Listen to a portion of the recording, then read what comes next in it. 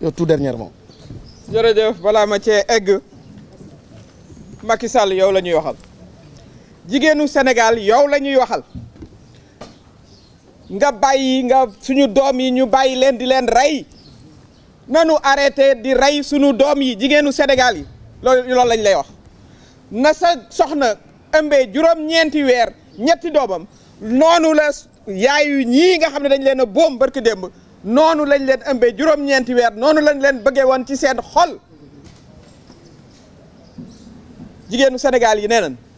arrêtez de tuer nos enfants, qu'on arrête de tuer nos enfants qui exercent leur droit constitutionnel doon manifester. Droit constitutionnel, c'est reconnu par la Constitution du Sénégal ba ñu ciy boom ñett encore une fois wax nañ ko kenn mësta boome autant de jeunes et d'enfants que depuis ces derniers mois et ces dernières années. Il faut que cela s'arrête, il faut que cela cesse. Loolu Macky Sall lañ koy wax na nga buggee sa ñetti doom yooyu nga jur ñooñu la xale yii noonu la seeni wayjur noonu lañ leen bëggee woon tey ñu boom leen ñi fi nekk di wax société civile ñoom ñëpp la lutte contre l'impunité fii la commencé ça va commencer là, ça doit s'arrêter. Démb ñu dégg ci interview bu mu jot a def ne voilà eh bien alors dégg nga maam su ngeen ñëwul dialoguer am na ñoo xam ne ñu ngi fi dinañ ñëw jël le pouvoir loolu mooy appel à coup d'état booy xool loolu la ñëpp comprendre mais loolu c'est inqualifiable yow bañ lay jox nguur gi ci démocratie la ñu jaar jox la ko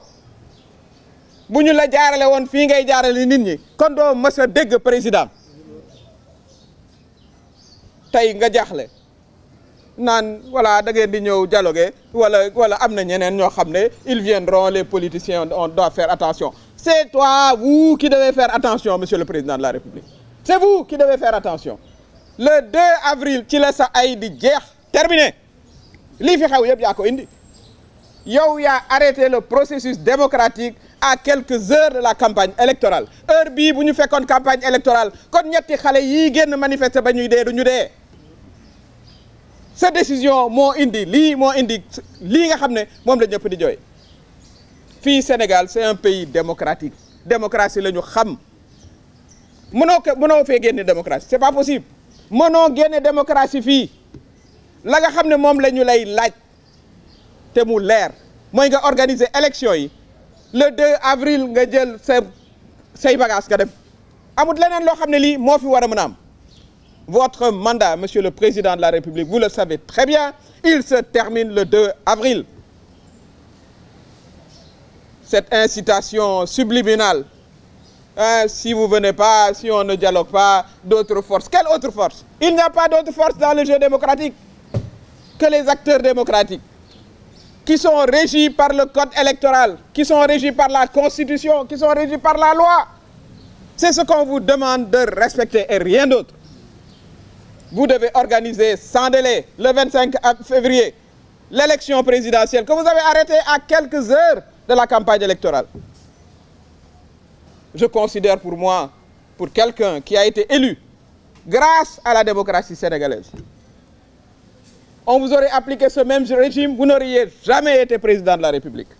Cette démocratie sénégalaise, qu'aujourd'hui, vous estimiez que voilà, si on ne dialogue pas, des forces vont venir et puis nous rétablir. Un appel du pied à des forces qui n'ont rien à voir dans la démocratie, absolument rien à voir, et qui ne vous suivront pas. Parce que le Sénégal, la démocratie est ancrée dans nos valeurs. Tout ce que nous vous demandons aujourd'hui, c'est sans délai, organiser l'élection le 25 février. Nous demandons aussi au Conseil constitutionnel. Nous avons fait un recours au Conseil constitutionnel. Mesdames, Messieurs, vous êtes 5 Sénégalais aujourd'hui. Sachez que 7 Sénégalais, 7. L'avenir de ce pays, en quelque sorte, est aujourd'hui entre vos mains. L'histoire vous a placé devant nous.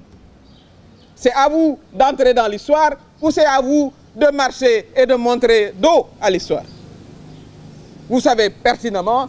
que la loi qui a été votée pour le report est une loi anticonstitutionnelle. Nous avons fait recours. Si on veut que le Sénégal continue sa marche démocratique. Mais rapportez cette loi qui est anticonstitutionnelle. Et nous retournerons normalement dans le processus électoral qui était entamé et qui n'aurait jamais dû être interrompu. loolu mooy wax ji tey juróom-ñaar ngeen yu sénégalais yoo xam ne yii bu ñuy seet avenir ak président au Sénégal mu ngi seen loxo ndax la xew assemblée nationale ñu delloo génne délai bi ne non léegi dañu koy yóbbuwaat 9 mois xam ngeen ne loolu tegul ci yoon xam ngeen ko bu baax li président Macky Sall doon wax mu ngi fii tege ñoo àndoon ak moom ñun ñoo doon manifester ak moom na ku ne delluwaat xool dans les réseaux sociaux la mu doon wax président Ablaye Wade ne ko fii doo fi toogaat un jour supplémentaire mais yow it Macky Sall doo fi toogaat un seul jour supplémentaire kon conseil constitutionnel soxna yeeg ña fa ne xam leen ne la ngeen war a def pour lii dakk xale yii di génn manifester te ñu am ci droit nag am droit mu manifester di manifester pacifiquement ñu naan leen tell bal ñuy dee 22 ans 23 ans mais où est dans quel pays c'est-à-dire rien que ça c'est une défaite loolu waroon naa laaj ku jiite réew mi démissionné sa ay propre doom yow ñu tuddee la le père de la nation dafa am sens waxuñ ko rek nii mooy da nga war a protéger sa jeunesse warta génne di manifester ñu leen di dóor bal ñuy dee kooku jigéenu Sénégal yi duñ la ko masabal duñu la ko masabal la ñuy laaj nag mooy yoon atte ñu mooy li procureur wax muy CPI muy justice képp koo xam ne boom nañ la fi dans l'exercice de tes droits constitutionnels mais dinañ ko layoog yow dinañ ko layoog yoon kon cet appel qui a choqué le monde entier tout le monde a compris li nga bëggoon a wax su ngeen ñëwul dialogue armée day jël pouvoir loolu la ñëpp comprendre te yow nga jaar ci démocratie yow armée ñëwul teg la fi de ci suñu coobare bopp ñun sénégalais yi ñu def ñu wàccoog yow nag falaat la nga war a dem interrompre processus démocratique bi nit ñi génn di manifester ñetti xale yi doomu Sénégal def yi nga daan eh bien alors su ngeen ñëwul bu ñu discuter wul d'autres forces mais ces forces on a bien compris loolu du fi amee c'est un appel aussi que nous faisons à nos hommes de tenue qui ont toujours été des démocrates kenn du la topp ci lii kenn du la ci topp kenn